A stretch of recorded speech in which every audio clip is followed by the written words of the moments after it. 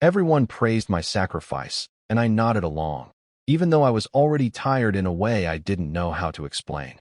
It wasn't the kind of tired sleep fixes. It was heavier, like something inside me had been holding its breath for too long. I don't even know when that feeling started exactly.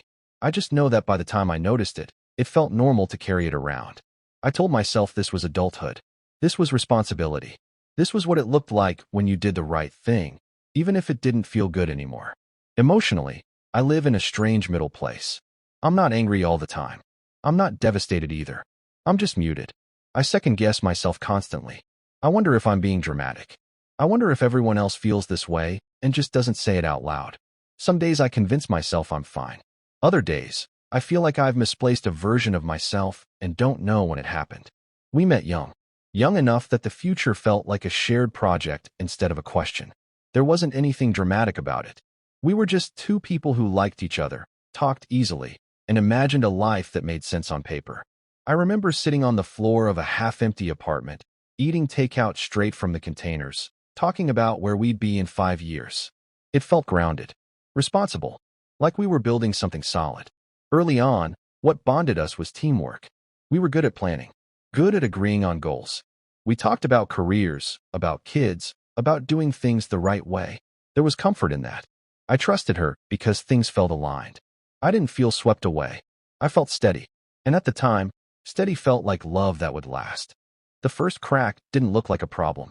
We just stopped talking about anything that wasn't practical: schedules, bills, appointments. What needed to be done next? I noticed it, but I brushed it off. We were busy. We were building a family.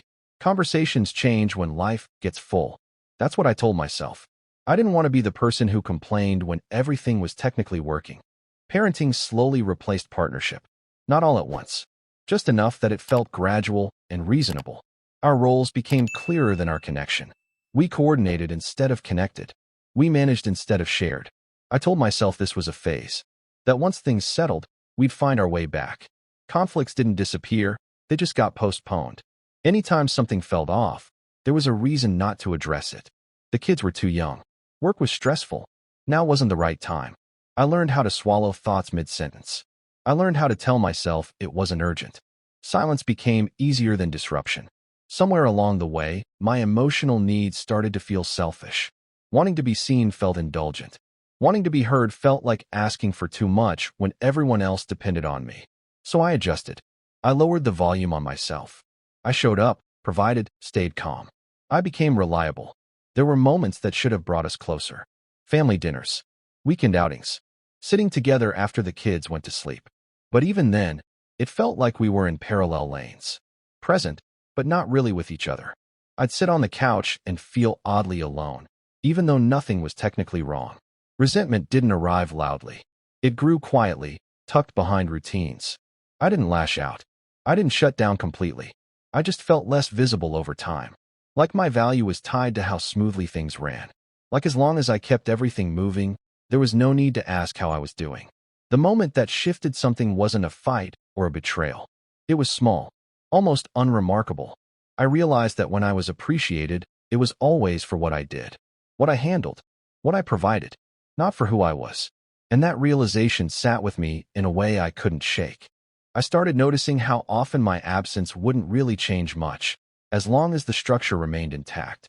I was interchangeable with my function, and that scared me more than I wanted to admit. Staying felt like the obvious choice. The children, the stability, the way people spoke about commitment as if endurance itself was love. There was approval in staying. Quiet praise. I absorbed that. I told myself I was doing something noble. But then there was a moment, late, ordinary, forgettable by most standards, where I imagined a life alone. Not a dramatic escape, just quiet. And instead of panic, I felt relief. That relief scared me more than any argument ever had. I argued with myself constantly after that. How could I even think that way? Didn't good parents stay? Didn't responsible adults push through discomfort? I defended the situation even as I felt erased by it. I told myself I was lucky, while feeling increasingly absent from my own life. Sometimes I wonder if I waited too long to name what was wrong, or if I noticed it early and just didn't allow myself to say it out loud. It's hard to tell when endurance turns into self-betrayal. I'm still here, still showing up, still doing what's expected. But I don't know who I'm modeling adulthood for anymore. I don't know if staying is teaching strength or silence. And I don't know if leaving would be courage or damage. Understanding didn't arrive all at once. It crept in slowly, between carpools and bedtime routines and quiet moments where I felt like a guest in my own life.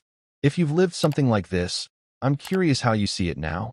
Was staying the right choice, or just the easiest one?